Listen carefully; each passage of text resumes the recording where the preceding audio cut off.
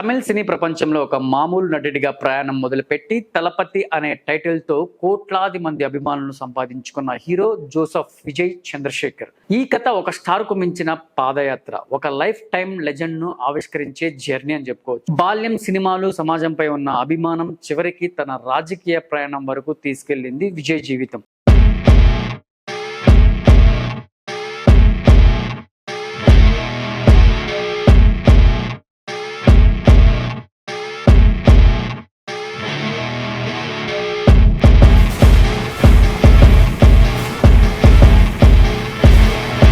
విజయ్ అసలు పేరు Joseph Vijay Chandrasekhar. 1974 June 22న చెన్నైలో జన్మించాడు.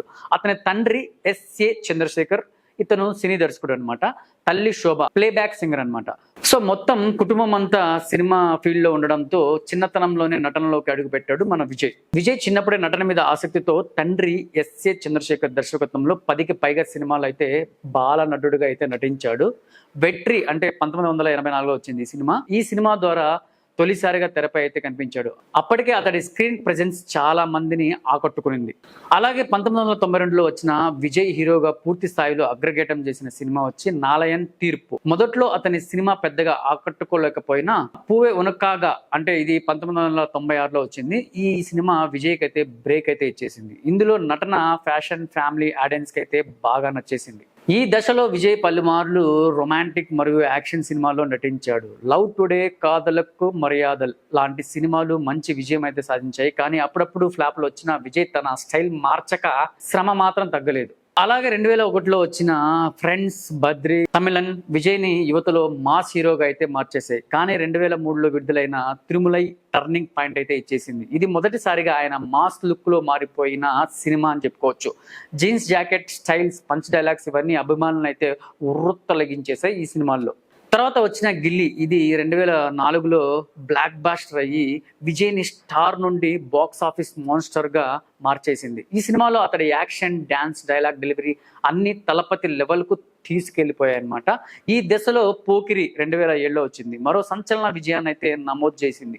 ఇందులో విజయ్ నటన, ఫైట్స్, కామెంట్, టైమింగ్ అసాధారణంగా అయితే పనిచేశాయి. ఆ సినిమాల తర్వాత వేటైకారన్, కావాలన్ లాంటి సినిమాలు అభిమానుల్లో, ఫ్యామిలీ ఆడియన్స్ లోను విజయ్ పాపులారిటీని అయితే పెంచేశాయి. కానీ సురా అంటే ఇది 2010లో వచ్చింది. అలాంటి కొన్ని సినిమాలు కొద్దిగా నిరాశపరిచాయి. అయినా కూడా విజయ్ తనను తాను ఎప్పటికప్పుడు రీఇన్వెంట్ చేసుకుంటూ ఎప్పటికప్పుడు స్ట్రాంగ్ గా తిరిగి వచ్చాడు. 2012లో వచ్చిన తుపాకీ విడుదల తర్వాత విజయ్ పూర్తిగా తలపతి అనే టైటిల్ తో అనిపించడం మొదలైంది. మురుగదాస్ దర్శకత్వంలో దేశభక్తి నేపథ్యంలో ఇంటెలిజెంట్ స్క్రీన్ ప్లే విజయ్ ను పాన్ తమిళ్ ఐకాన్ గా అయితే మార్చేశాయి. 2014లో వచ్చిన కత్తి, 2016లో తెరి వంటి సినిమాల్లో సామాజిక అంశాలను మిక్స్ చేయడం ద్వారా విజయ్ తన మాస్ ఇమేజ్ తో పాటు మెసేజ్ ఓరియంటెడ్ హీరోగా అయితే మారిపోయాడు. అలాగే 2017లో మెర్సెల్, 2018లో సర్కార్, 2019లో బిగిల్ ఇవి విజయ్ కెరీర్ లో మైలురాలని చెప్పుకోవచ్చు. ఇందులో triple role, political themes, sports background లాంటి విభిన్న అంశాలు అయితే కనిపిస్తాయి. ప్రతి సినిమాలో విజయ్ ఫిజికల్ గా, ఎమోషనల్ గా తన కొత్తదనాన్ని చూపించడానికి అయితే ట్రై చేశాడు. అలాగే 2021లో మాస్టర్ విజయ్ కు దేశవ్యాప్తంగా అయితే గుర్తింపు తీసుకొచ్చిన సినిమా. విజయ్ సేతుపతి మధ్య సన్నివేశాలు థియేటర్ లో పండగ వాతావరణం అని చెప్పుకోవచ్చు. తర్వాత బీస్ట్ అంటే ఇది 2022లో వచ్చింది. 2023 వారిసు వంటి సినిమాలు మిశ్రమ స్పందన పొందినా కూడా అభిమానుల్లో విజయ్ కి క్రేజ్ మాత్రం అయితే ఏనాడైతే అస్సలు తగ్గలేదు. 2023లో వచ్చిన లియో అనే సినిమాలో Vijay looks, action sequence, intensity అన్ని చాలా వేరుగా లోకేష్ కనకరాజు దర్శకత్వంలో వచ్చిన ఈ సినిమా లోకేష్ సినిమాటిక్ యూనివర్స్ లో విజయ్ చరిత్రలో ఒక కొత్త పేజ్ అయితే తెరిచింది. ఆ సమయంలో ఈ సినిమా తలపతి విజయ్ కి అత్యధిక వసూలు సాధించిన సినిమాగా నిలిచింది మరియు ఇండస్ట్రీ హిట్ గా కూడా నిలిచింది.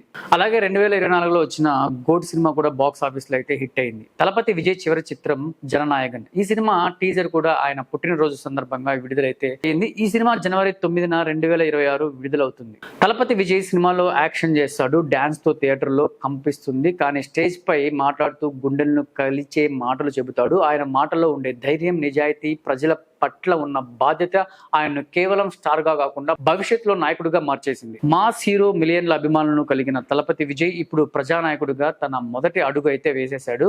తమిళగా వెట్రి కలగం విజయ్ స్థాపించిన సొంత రాజకీయ పార్టీ ఇది. ఇప్పటి వరకు సంకేతాలకు కనిపించిన రాజకీయం ఇప్పుడు కార్యరూపం అయితే దాల్చిందని చెప్పుకోవచ్చు. విజయ్కి అయితే రాజకీయాల్లోకి రావాలన్న ఆలోచన అయితే కొత్తది కాదు. ఆయన గత 10 ఏళ్లుగా ప్రజల సమస్యలపై మాట్లాడుతూ వస్తూనే ఉన్నాడు. విద్యా వ్యవస్థ, రాజకీయ అవినీతి, ఓటింగ్ పై అవగాహన వంటి అంశాలను తన సినిమాల్లో వేదికపై తన అభిప్రాయాన్ని నిర్భయంగా వెల్లబుచ్చాడు.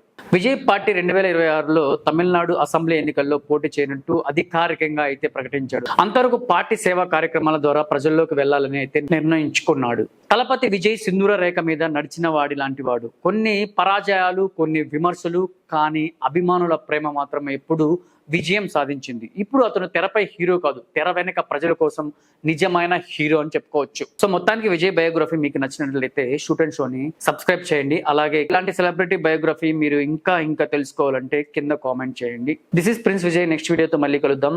బాయ్.